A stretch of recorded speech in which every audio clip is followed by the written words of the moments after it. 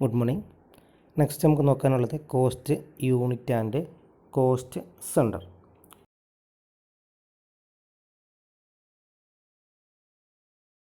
Cost നമ്മൾ കണക്കാക്കുന്നത് അത് കോസ്റ്റ് യൂണിറ്റ് പറഞ്ഞാൽ ഒരു പ്രൊഡക്റ്റിൻ്റെ സിംഗിൾ യൂണിറ്റ്. അതുപോലെ കോസ്റ്റ് സെൻറ്റർ എന്ന് പറഞ്ഞാൽ നമുക്കറിയാം എന്താ പറയുക, കോസ്റ്റിൻ്റെ സെൻറ്റർ, അതായത് കോസ്റ്റ് യൂണിറ്റിൽ നിന്നോ കോസ്റ്റ് സെൻറ്ററിൽ നിന്നോ വരുന്ന എക്സ്പെൻസുകളെ ബേസ് ചെയ്തിട്ടാണ് നമ്മൾ കോസ്റ്റുകൾ കാൽക്കുലേറ്റ് ചെയ്യാറുള്ളത്. Before cost finding is started, appropriate cost centre and cost unit should be selected. Okay, then നമ്മളൊരു കോസ്റ്റ് യൂണിറ്റ് സെലക്ട് ചെയ്യുകയാണെങ്കിൽ, അല്ലെങ്കിൽ കോസ്റ്റ് സെൻറ്റർ സെലക്ട് ചെയ്യുകയാണെങ്കിൽ കുറച്ച് കാര്യങ്ങൾ നമ്മൾ എന്ത് ചെയ്യാറുണ്ട്, കൺസിഡർ ചെയ്യേണ്ടത്. അപ്പോൾ ഏതൊക്കെയാണെന്ന് നോക്കാം. Nature or manufacturing operation, organisation of factory, condition of cost, availability of information, management policy etcetera. അതായത് നമ്മളൊരു കോസ്റ്റ് കാൽക്കുലേഷൻ നടത്തുന്ന സമയത്ത് ആ ഒരു കമ്പനിയുടെ ഓപ്പറേഷൻ, ആ ഒരു കമ്പനിയുടെ കണ്ടീഷൻ, അതുപോലെ ആ കമ്പനിയിൽ നിന്ന് അവൈലബിളായ ഇൻഫർമേഷൻ, മാനേജ്മെൻറ്റിൻ്റെ പോളിസി, ഇതൊക്കെ കൺസിഡർ ചെയ്തതിന് ശേഷം മാത്രമേ, അല്ലെങ്കിൽ അതിൻ്റെ റെലവൻസിനനുസരിച്ച് മാത്രമേ നമുക്ക് കോസ്റ്റ് എന്ത് ചെയ്യാൻ പറ്റുള്ളൂ, കാൽക്കുലേറ്റ് ചെയ്യാൻ പറ്റുള്ളൂ. ഇനി നെക്സ്റ്റ് നോക്കാം, cost unit. Cost unit is the unit in which the cost expressed or ascertained. In short, cost unit is A measurement of cost. സിമ്പിളായിട്ടുള്ള കാര്യമാണ്, എല്ലാവർക്കും അറിയുന്ന കാര്യമാണ്. ഒരു കോസ്റ്റ് യൂണിറ്റ്, ഒരു എക്സാമ്പിൾ കൂടി പറഞ്ഞാൽ നമുക്ക് പെട്ടെന്ന് മനസ്സിലാവും. ഒരു കോസ്റ്റ് നമ്മൾ എന്തിൻ്റെ ബേസിലാണ് നമ്മൾ പറയാറുള്ളത് എന്നുള്ളതാണ്. അല്ലെ, എക്സാമ്പിളിലേക്ക് നമുക്ക് നോക്കാം. A few typical examples of cost units are given below. Cement. ഇപ്പോൾ സിമെൻറ്റ് നമ്മൾ എങ്ങനെ പറയല്, പെർ ടണ്ണിലാണ് പറയുക, അതാണ് നമ്മളെ കോസ്റ്റ് യൂണിറ്റ്. ഷുഗർ ആണെങ്കിൽ ടണ്ണിൽ പറയും. ടെലിവിഷൻ ആണെങ്കിൽ പെർ സെറ്റ്, അല്ലേ, ഒരു സെറ്റ് ഓഫ് ടെലിവിഷൻ. പെയിൻ്റ് ആണെങ്കിൽ പെർ ലിറ്റർ. ടിമ്പർ ആണെങ്കിൽ പെർ ക്യൂബിക് ഫുട്ട്. ടെക്സ്റ്റൈൽസ് ആണെങ്കിൽ മീറ്റർ. ഇലക്ട്രിസിറ്റി ആണെങ്കിൽ kilo watts hour. Then transportation ആണെങ്കിൽ പെർ പാസഞ്ചർ കിലോമീറ്റേഴ്സ്. ഒരാൾ എത്ര യാത്ര ചെയ്ത്, അല്ല, ഇപ്പോൾ ഇവിടുന്ന് തിരൂരിൽ നിന്ന് കോഴിക്കോട്ടേക്ക് ഒരാൾ പോയിട്ടുണ്ടെങ്കിൽ അയാളെ യാത്ര ചെയ്ത പാസഞ്ചേഴ്സ് എത്ര കിലോമീറ്റർ യാത്ര ചെയ്ത്, അതിൻ്റെ ബേസിലാണ് അവർക്ക് എന്ത് ചെയ്യുക, ട്രാൻസ്പോർട്ടേഷൻ ചാർജ് യൂസ് ചെയ്യുക. The university per students per month, ഒരു മാസത്തിൽ എത്ര സ്റ്റുഡൻസ് അവിടെ പഠിച്ചിറങ്ങി എന്നുള്ളതൊക്കെയാണ്. ദെൻ ഹോട്ടലാണെങ്കിൽ പെർ കപ്പ് പെർ മീൽസ്, അല്ലേ. അപ്പോൾ നമ്മളൊരു കപ്പ് ഓഫ് ടീ എന്ന് പറയും, അല്ലെങ്കിൽ ഒരു മീൽ എന്ന് പറയും. അപ്പോൾ അതിൻ്റെ ബേസിലാണ്. Then chemical per litre or kg. Hospital per patient per day, ഒരു ദിവസം എത്ര പേഷ്യൻറ്റ് വന്നുള്ളതൊക്കെയാണ് കാൽക്കുലേറ്റ് ചെയ്യുക. അപ്പോൾ കോസ്റ്റ് യൂണിറ്റ് എന്ന് പറഞ്ഞാൽ നമുക്കറിയാം എന്തിൻ്റെ ബേസിലാണ് നമ്മൾ കാൽക്കുലേറ്റ് ചെയ്യുക, അല്ലേ. ഇപ്പോൾ നമ്മൾ പറയാറുണ്ട്, ഒരു ഷോപ്പിൽ പോയിട്ട് പറയുന്നുണ്ട് 1 kg എന്ത് ചെയ്യുക, ഷുഗർ, അല്ലേ. അപ്പോൾ നമ്മളോട് kgയിലാണ് നമ്മളോട് യൂണിറ്റ് കൺസിഡർ ചെയ്യുന്നത്. ഓക്കെ, അപ്പോൾ അത് എല്ലാവർക്കും പെട്ടെന്ന് മനസ്സിലാക്കാൻ പറ്റുന്ന കാര്യമാണ്. Then type of cost unit. എത്ര രീതിയിൽ, 3 രീതിയിലുള്ള എന്താണ് ടൈപ്പ് ഓഫ് കോസ്റ്റ് യൂണിറ്റിനെ 2 രീതിയിൽ നമുക്ക് പറയാൻ പറ്റുന്നത്. Simple cost unit, it has just 1 character such as length, volume or weight. നമ്മൾ പറയുന്നത് kg, അല്ല, 1 കിലോന്, അല്ലെങ്കിൽ 2 കിലോന്, അല്ലെങ്കിൽ 2 മീറ്റർ എന്നൊക്കെ പറയാറുണ്ട്, അല്ലേ. അപ്പോൾ അതാണ് സിമ്പിളായിട്ട് നമ്മൾ യൂസ് ചെയ്യുന്ന യൂണിറ്റാണ് simple cost unit.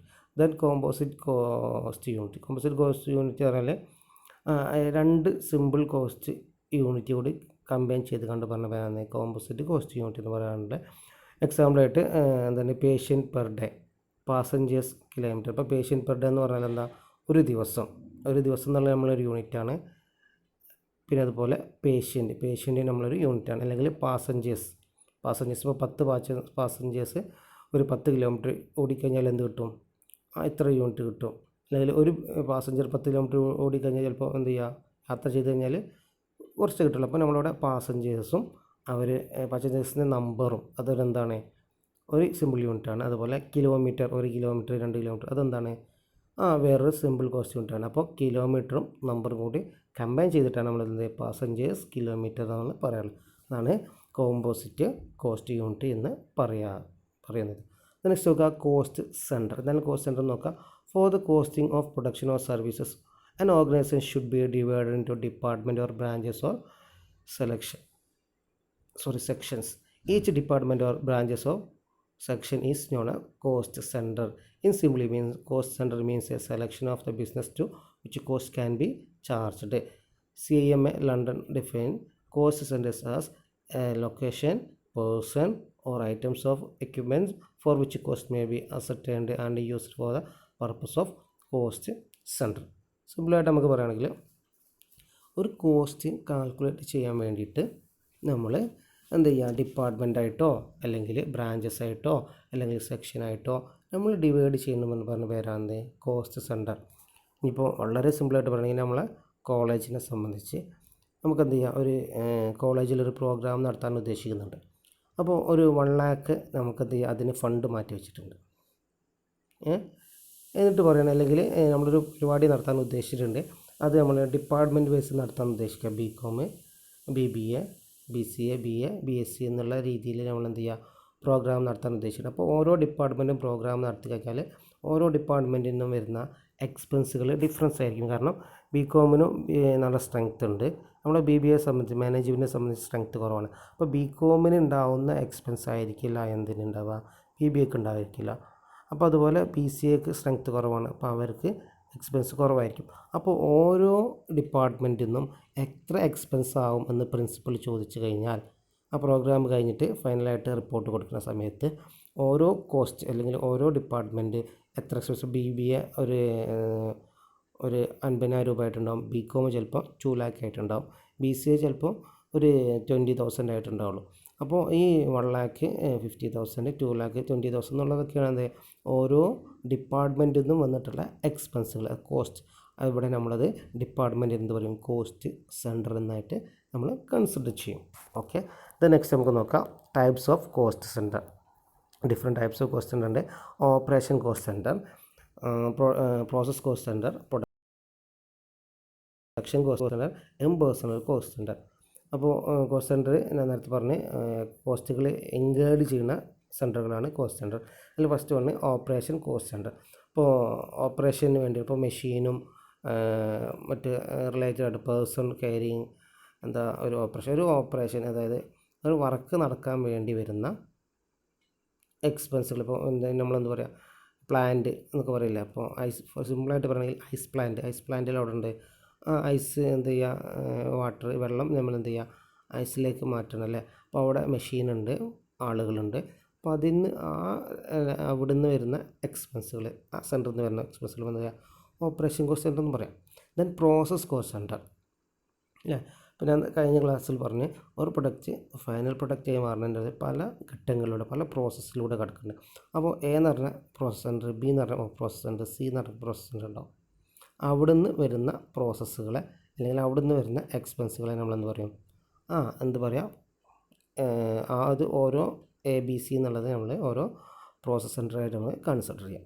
Next production cost centre എന്താ പറയുക.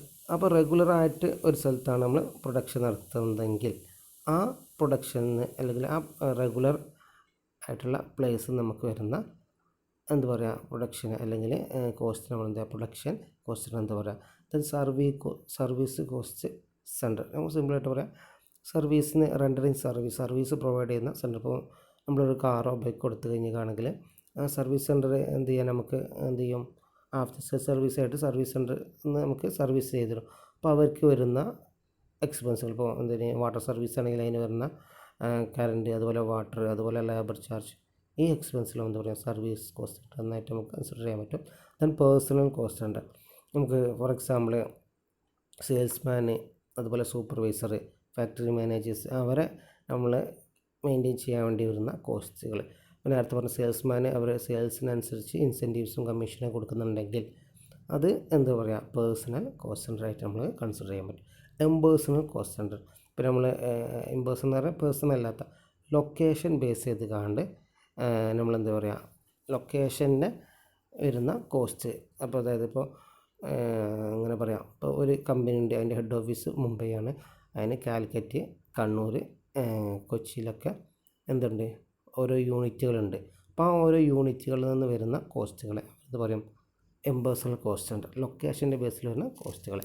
നെക്സ്റ്റ് നോക്കുക difference between cost unit and cost centre.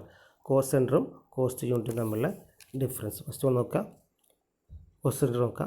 It is segmented of a organisation for which cost are accumulated. Cost unit it is unit of measurement of cost. Cost unit measurement of cost മാത്രമേ use ചെയ്യുന്നുള്ളൂ. അതായത് 1 kg 2 kg 3 kg. എന്നാൽ cost സെൻറ്ററോ cost accumulated, എവിടെ നിന്നൊക്കെയാണ് cost ഉണ്ടാവുന്നത്, അല്ലെങ്കിൽ ഏതൊക്കെ department അല്ലെങ്കിൽ ഏതൊക്കെ സർവീസ് സെൻറ്റർ ഏതൊക്കെ ബ്രാഞ്ചസ് എന്നാണ്, അല്ലെങ്കിൽ ഏതൊക്കെ സെക്ഷൻ എന്നാണ് ഉദ്ദേശിക്കുന്നത്. അപ്പോൾ കോസ്റ്റ് സെൻറ്ററിൽ ഡിപ്പാർട്ട്മെൻറ്റ് വൈസ് അല്ലെങ്കിൽ സെക്ഷന് ഒക്കെ യൂസ് ചെയ്തിട്ട് എവിടെ നിന്നാണ് അക്യുമുലേറ്റഡ് ജനറേറ്റ് ചെയ്യുന്നതെന്നുള്ളതാണ് നമ്മളിവിടെ നോക്കുന്നത്. എന്നാൽ cost unit measurement of cost 1 kg 1 കിലോന് അല്ലെങ്കിൽ 2 കിലോ 3 കിലോ അങ്ങനെ cost unit. Next it is used for accumulation and control of cost. അല്ലേ, ഇപ്പോൾ നമ്മളിപ്പോൾ ബികോം ഡിപ്പാർട്ട്മെൻറ്റിൽ നിന്ന് ഒരുപാട് എക്സ്പെൻസ് വേണമെങ്കിൽ നമുക്ക് എന്ത് ചെയ്യാൻ പറ്റും, പ്രിൻസിപ്പൾക്ക് പറയാൻ പറ്റും അവിടെ നിങ്ങൾ കൺട്രോൾ ചെയ്യണം, അല്ലെങ്കിൽ നിങ്ങൾ എന്ത് ചെയ്യണം, നിങ്ങൾ ടോട്ടൽ കോസ്റ്റ് ഇത്ര ആവാൻ പാടുള്ളൂ അങ്ങനെ കൺട്രോൾ ചെയ്യാനൊക്കെ പറ്റും. എന്നാൽ കോസ്റ്റ് യൂണിറ്റ് അങ്ങനെയാണോ, cost unit user for ascertain of a cost, ascertainment ചെയ്യാനേ കഴിയുള്ളൂ. ഓക്കെ. ദെൻ നെക്സ്റ്റ് നോക്കുക, difference cost may be involve in the production of a department. ഒരു ഡിപ്പാർട്ട്മെൻറ്റ് തന്നെ ഡിഫറെൻറ്റ് കോസ്റ്റ് സെൻറ്ററുകൾ ഉണ്ടാവാം. എന്നാൽ കോസ്റ്റ് യൂണിറ്റിൽ ഓൺലി 1 കോസ്റ്റ് യൂണിറ്റ്, ഒരു കോസ്റ്റ് യൂണിറ്റ് ഉണ്ടാവില്ല. ഇപ്പോൾ ഒരു സാധനത്തിൻ്റെ മുകളിൽ ഇപ്പോൾ 1 കിലോ പഞ്ചസാര നമ്മൾ എന്ത് ചെയ്യാൻ പാടില്ല, കിലോയിൽ മാത്രമേ പറയാൻ പാടുള്ളൂ. 1 കിലോ പഞ്ചസാര മീറ്ററിൽ നമുക്ക് പറയാൻ പറ്റുമോ, ഇല്ല. 1 കിലോ പഞ്ചസാര ലിറ്ററിൽ നമുക്ക് പറയാൻ പറ്റില്ല. അപ്പോൾ ഒരു കോസ്റ്റ് യൂണിറ്റ് മാത്രമേ ഉണ്ടാവും. Next it is created for assisting the management in the function of budgetary and budgetary control. Budgetary കൺട്രോളിനൊക്കെ കോസ്റ്റ് യൂണിറ്റ് ചെയ്യുന്നത്. അപ്പോൾ അടുത്ത വർഷം നമ്മളെ BBA ഡിപ്പാർട്ട്മെൻറ്റിന് ഇത്ര ഫണ്ട് വേണം, ഇന്ന പ്രോഗ്രാമൊക്കെ നടത്താനുണ്ട്, ഇത്ര കോസ്റ്റുകൾ വരും എന്നൊക്കെ നമുക്ക് എന്ത് ചെയ്യാൻ പറ്റും, നമ്മളെ മാനേജ്മെൻറ്റിന് എന്ത് ചെയ്യാൻ പറ്റും, കൺട്രോൾ ചെയ്യാനൊക്കെ പറ്റും. പക്ഷേ മറ്റേതിൽ എന്ത് ചെയ്യാൻ പറ്റില്ല, കോസ്റ്റ് യൂണിറ്റിനെ പറ്റി അങ്ങനെ ചെയ്യാൻ പറ്റില്ല. അത്രേ ഉള്ളൂ. Next formulation of cost centre depend upon nature, techniques, size, structure of organisation. Cost unit എന്ന് പറഞ്ഞാൽ ഇപ്പോൾ വലിയ ഒരു ഫാം ആണെങ്കിൽ എന്ത് ചെയ്യാൻ പറ്റും, ഒരുപാട് ഡിപ്പാർട്ട്മെൻറ്റും ഒരുപാട് സെക്ഷൻസ് ഉണ്ടാവും. അതുപോലെ ചെറിയ യൂണിറ്റ് ആണെങ്കിൽ 1-2 സെക്ഷനൊക്കെ ഉണ്ടാവുള്ളൂ. പിന്നെ അതുപോലെ കമ്പനിയുടെ സ്ട്രക്ചർ, അതുപോലെ അതിൻ്റെ സൈസ്, അവർ യൂസ് ചെയ്യുന്ന ടെക്നിക്സ്, അതിനനുസരിച്ച് കോസ്റ്റ് സെൻറ്ററിലൊക്കെ മാറ്റങ്ങൾ ഉണ്ടാവാം. Determination of cost is depend upon nature of finance, trade practice. ഇവിടെ കോസ്റ്റ് യൂണിറ്റ് എന്ന് പറഞ്ഞാൽ നമ്മുടെ ട്രേഡ് പ്രാക്ടീസ്. ഇപ്പോൾ ഫോർ എക്സാമ്പിൾ എന്താ പറയുക, മാർക്കറ്റിൽ നമ്മളിപ്പോൾ ലിറ്ററാണ് പറഞ്ഞെങ്കിൽ ആ ലിറ്റർ, മാർക്കറ്റിൽ കേജാണ് പറഞ്ഞെങ്കിൽ ആ കേജ്, അതിൻ്റെ ബേസിൽ നമുക്ക് എന്ത് ചെയ്യാൻ പറ്റുള്ളൂ, കോസ്റ്റ് യൂണിറ്റ് കൺസിഡർ ചെയ്യാൻ പറ്റുള്ളൂ. അപ്പോൾ ഇത്രയും കാര്യങ്ങളാണ് നമുക്ക് ഇന്നത്തെ ക്ലാസ്സിൽ പഠിക്കാനുള്ളത്. ഓക്കെ, എന്തെങ്കിലും ഡൗട്ടും കാര്യങ്ങളും ഉണ്ടെങ്കിൽ ഡയറക്റ്റായിട്ട് ചോദിക്കുക. Okay, thank you.